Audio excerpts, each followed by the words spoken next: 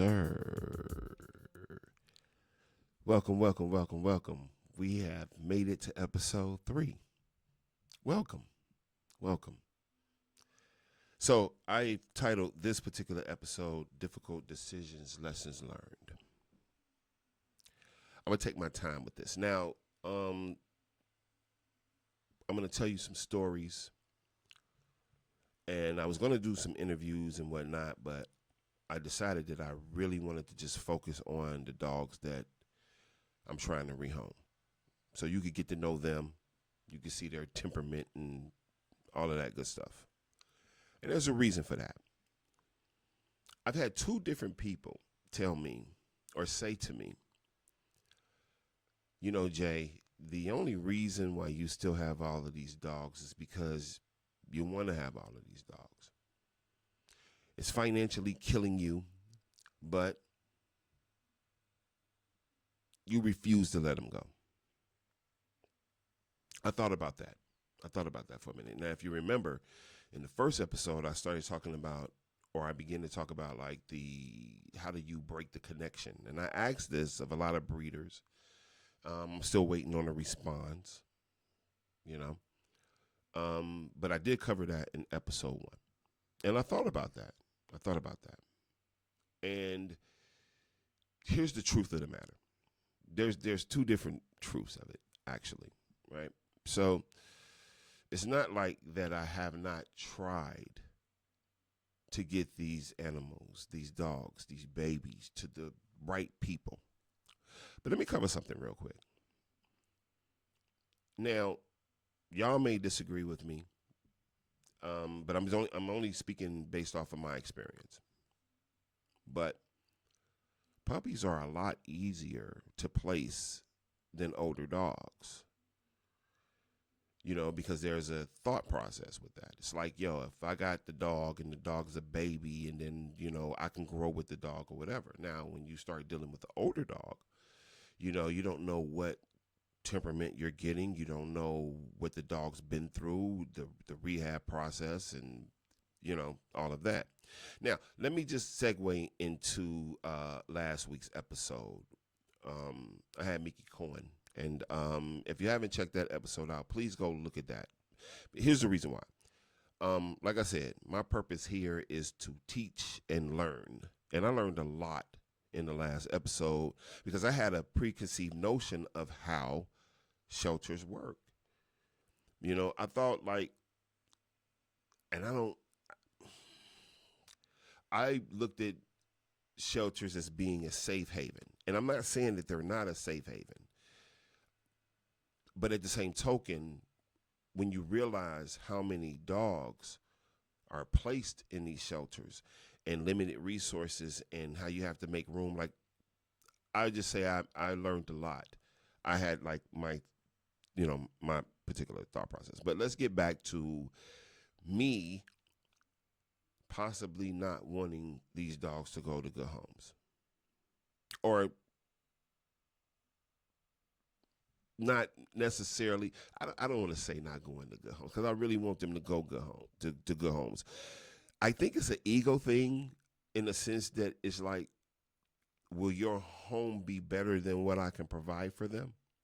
Now, from a love perspective, I would be very interested to see if there's anybody that can love these dogs as much as I do.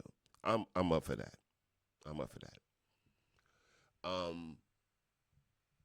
But at the same token, it's like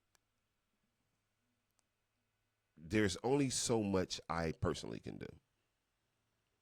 Now, if finances was different, if I had a staff of people, and I see a lot of different rescues, and they have staff and people, and they go out and they get these animals and this, that, and the other. I have no clue as to how that works. None. If somebody would like to share that information with me, I would be so happy and grateful for that. You know, because my goal, like I said before, is to place the guys that I have and then figure out what I want to do from there. And so this is just kind of like that whole journey or whatever. But let's get back to me not wanting these dogs to go. Now, here's the discouraging part of this whole thing for me. You know, first of all, let me just say this. Every dog that I have is AKC, full-blooded Siberian Husky, with a whole lineage, is that how you say the word? Of full-blooded Huskies. So it's not like, you know, um, I'm doing this to make a buck, you know. Um, the one thing that I did learn in the previous episode is like, you know, you breed for the bloodline. And like I said, for me, I was like, yo, I wanted to breed for, you know, veterans and people with emotional things. And we covered that. But let me just segue into this. One of the most beautiful things happened over the weekend for me. Of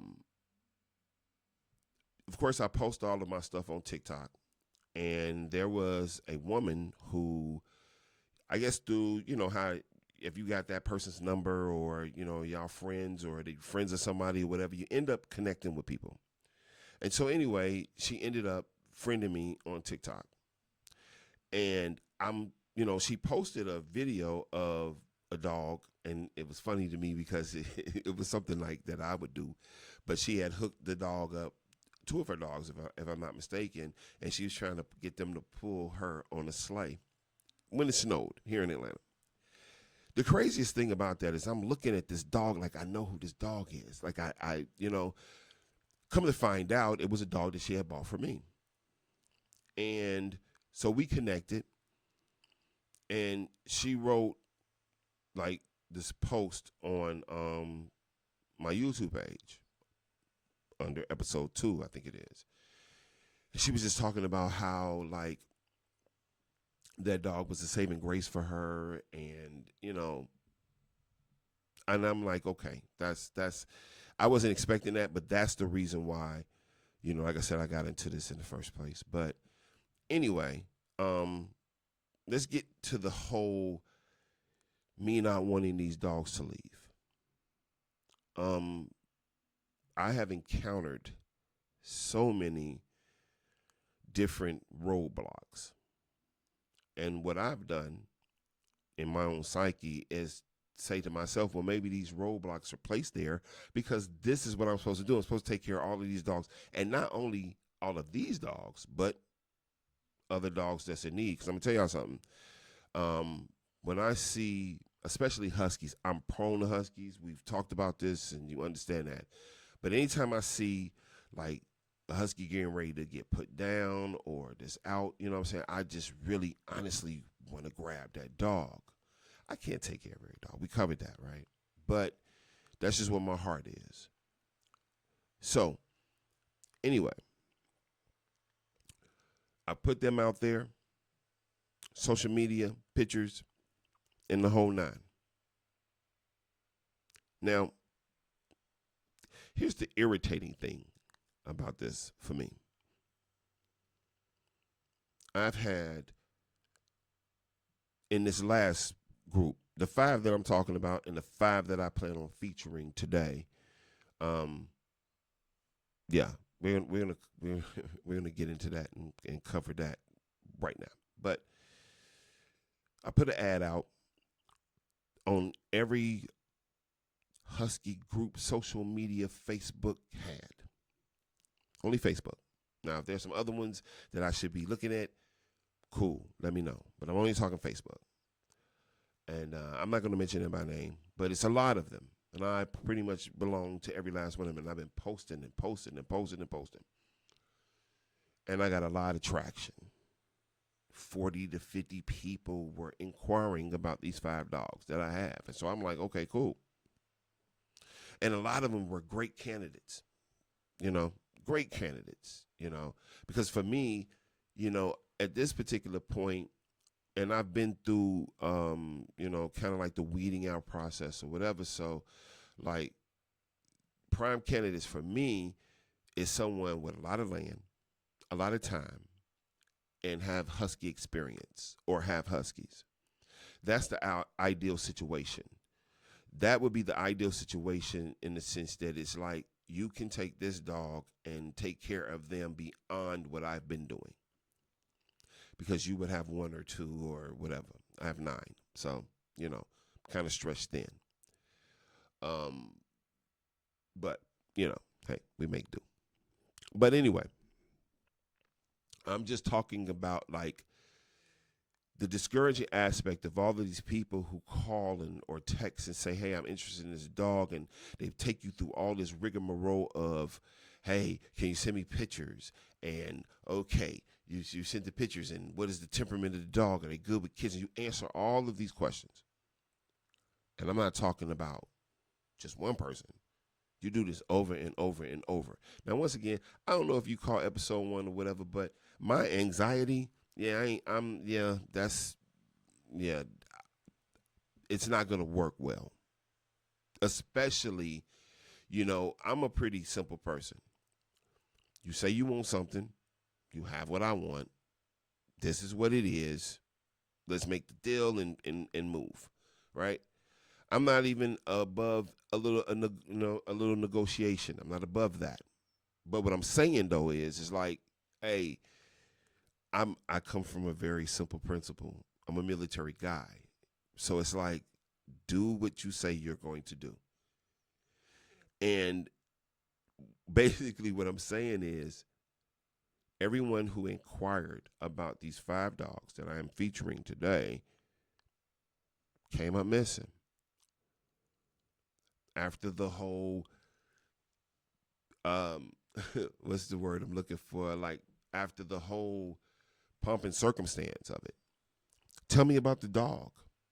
So I'm like, you know what? This is what I'm going to do after going through that so many different times. I'm going to feature these dogs, episode 3. And that's what we're going to do. But I want to just kind of give y'all some stories and tell y'all some stuff. I want to show y'all this check real quick. All right. I don't know if you can see that. But here's the story behind this check.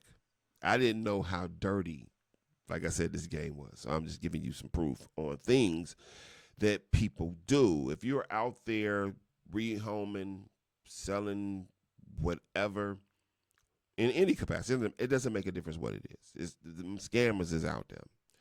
So this particular guy hits me up and he says, hey, saw your ad.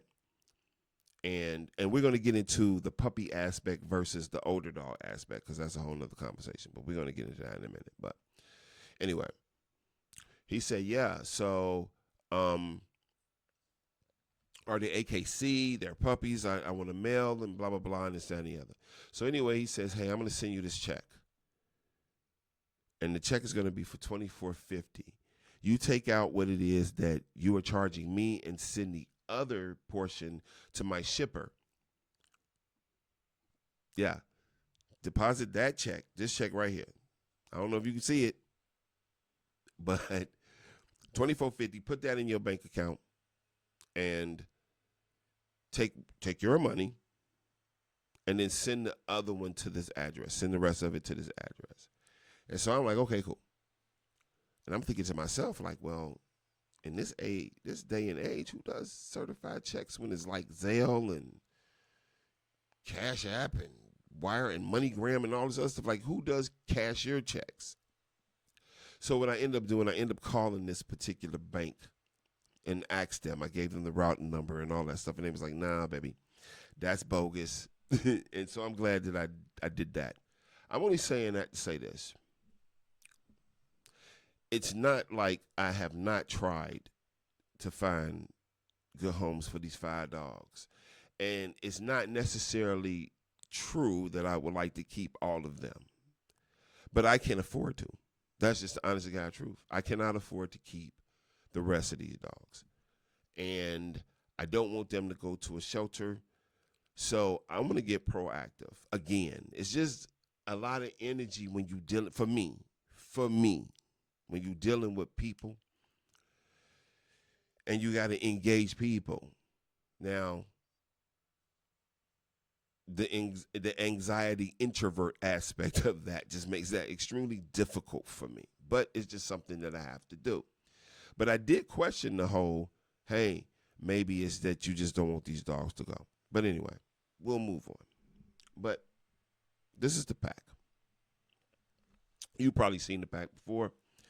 But this is all of the babies. Well, not all of the babies, but we're going to get into the 5 that I am, looking to place or looking for homes for. Got to get that out there. I can't let that defeat me. But yeah, so this is the babies. This is all the babies, and I'm pretty sure y'all seen them before. But we're gonna go in to each individual. Now, last episode we talked about Treble and Treble coming back with Stormy, and that's kind of what set the whole shelter thing for me, right? So this is Treble. Now, Treble has been returned. Stormy has found a home. He's been with me ever since he came back last year. And sweetest dog. He is absolutely the sweetest dog. And I kind of got his face cropped off a little bit because he was moving a little bit. But just a very mild-mannered dog. But I'm going to tell you something about him. He requires a lot of love and a lot of attention. And if you have a dog or another dog, especially if it's a Siberian Husky or whatever, we would have to get together and put them together so we can see how they bond or whatever. Because I have one particular dog here that he does not like, and they do not get along. I do understand that's common, but I just wouldn't want to subject him and you, if you're interested in him, to that. So that's him. But other than that, sweet dog, loves kids and loves people. I just had a dog here, and we'll get to him in a minute, and he just doesn't like him at all. But that's Treble. Treble is 2 years old, full-blooded Siberian Husky. All of them are full-blooded Siberian Huskies, but I'm going to keep saying that because I don't know what part of the clip you're going to see. But they're all full-blooded Siberian Huskies. Beautiful animals. So, yeah. So, now this is Samson. Samson is a talker. If you are one of those people, and I've come across you before, it's like, as puppies, which is weird to me. It's just like, yeah, I really want a Husky, but does it talk? And it's like, I can't guarantee he's going to talk because some of my, the majority of them don't. A few do, so I don't know how to tell you that. But he is definitely a talker. He's definitely a talker. So keep that in mind. But this is him. Watch.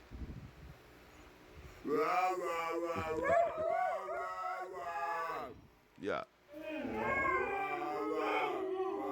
Look at all that dirt y'all got on my wall. He's fussing. He's a fusser. Now, this is Sheba. Now, Sheba that's my heart right there. That's my baby right there. Female. She's a year. Sweet dog. Very affectionate. Loves kisses and hugs and all of that good stuff. So, yeah, you have to keep that in mind if you're going to get her. Very active, too. She has the ability to jump a fence. I've seen her, jump. She hasn't jumped the 6-foot fence that I have, but that's only because, she don't think she can do it, I guess. But I've seen her get up there, and she's been the only dog that I've had that was, they could jump that high, or that would even attempt to do so. But that's my Shuri. She's one. Sweet dog. Now, this is Xavier, and Xavier is turning 2. And Xavier was actually rehomed once. It didn't work out, so he was brought back the next day. And yeah, so that's him. And here's the thing that I'm going to say. if you are considering getting any animal, but I'm going to say Huskies because that's what I deal with, right? So let's go back up to. Let me go back up here so you can see the whole picture of I. Here's what I will say. And I learned this. I did not know this because once again, you got to understand I deal with puppies. I was dealing with puppies, and if I've not said it before, I'll say it again. Puppies, in my experience, are easier to place than big dogs. They just are. And so, when you start talking about anti-breeding and this, that, and the other, it's like, that would be my question. It's like, okay, so what do you do about the people who want puppies? Like, somebody please riddle me that. If you see this and you would like to chime in, I would love to have that discussion, but, we'll keep it pushing. But anyway,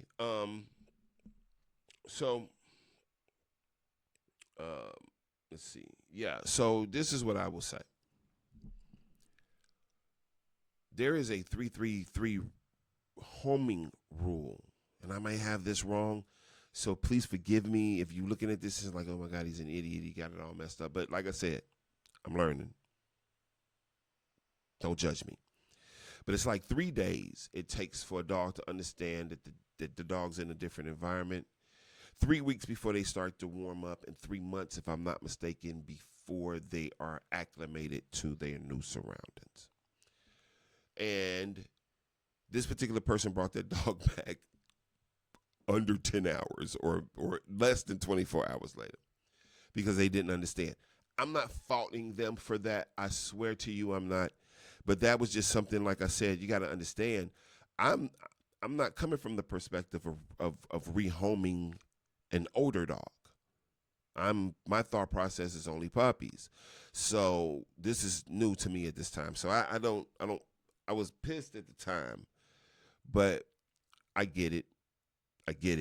So my only thing that I would say as far as that is concerned is that you understand that if you're getting any dog whatsoever, that it takes a certain amount of time for that dog to get acclimated. That dog's like, for instance, every dog here is potty trained.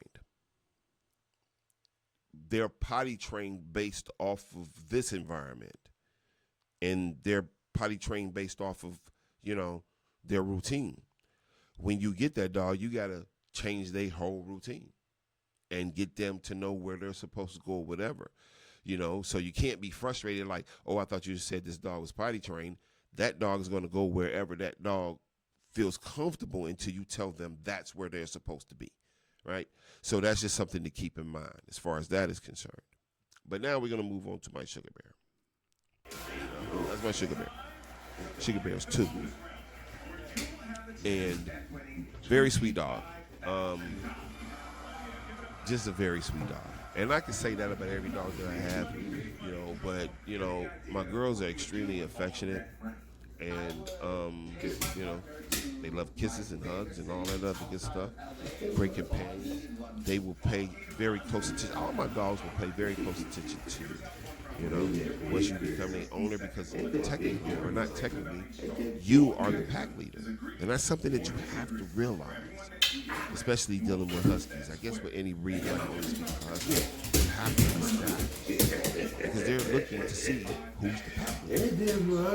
Because if you're not the pack leader, then guess what? They're going to be the pack leader.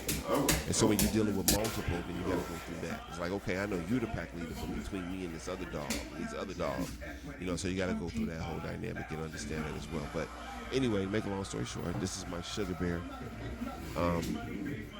Yeah, like I said, a beautiful dog. If you have any questions, any inquiries about any of the dogs, feel free to reach out to me.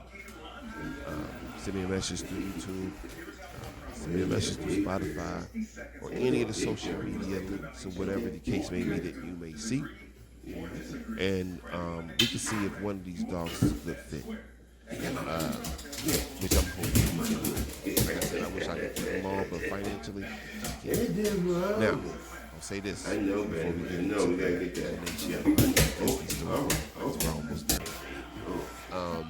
If there's anybody out there that knows of any resources that I can tap into to build my kennel up to the point to where I could probably take in rescues and not have to go into my own pocket to do so, please reach out and let me know. That's something I'm very, very interested in. And like I said, it's like the question has been, do I really want these dogs to go?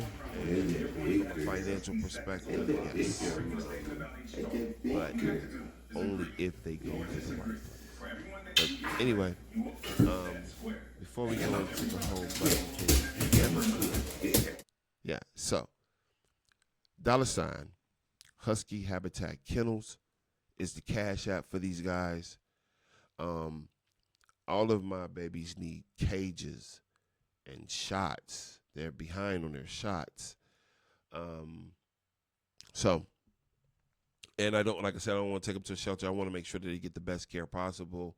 I'm having a little financial thing because I do not have the puppies to supply, or not supply, but to compensate to make, the kennel run. So now I'm dipping into my own funds, and that's just what that is. But yeah, $ Husky Habitat Kennels. If you want to donate, keep these babies fed, get them some cages, some shots, get these girls fixed or whatever. That would be greatly appreciated, and we will send you, and I will send you, I supported Husky Habitat Kennels button. And then I got an SD store once again, Husky Habitat shirts, if you want to support the kennel that way, collars, bows, and like I said, and I say after every last one of these episodes, I got more products and stuff coming. I just wanted to get this kind of out there because I'm the type of person, I don't want to ask you for anything without being able to provide you with something. Now, if you want to give from the kindness of your heart, even in that aspect, hey, you get a button. But if you want to support the kennel and not feel like I'm, asking you for something and you're not getting something in return, go to the store, check out the store, pick up something for your dog, and I can do some custom stuff as well. And yeah, and that's where we are. So yeah, that is the end of the episode. Like I said, we was going to keep it short today, and I thank y'all so much. I got some more interviews and some product reviews and stuff that I'm doing, but like I said, I just really wanted to feature the guys the guys and the gals that I am trying to find good homes for. So once again, thank y'all so much, man. I really appreciate y'all hanging out with me, and I will see y'all next week for episode 4.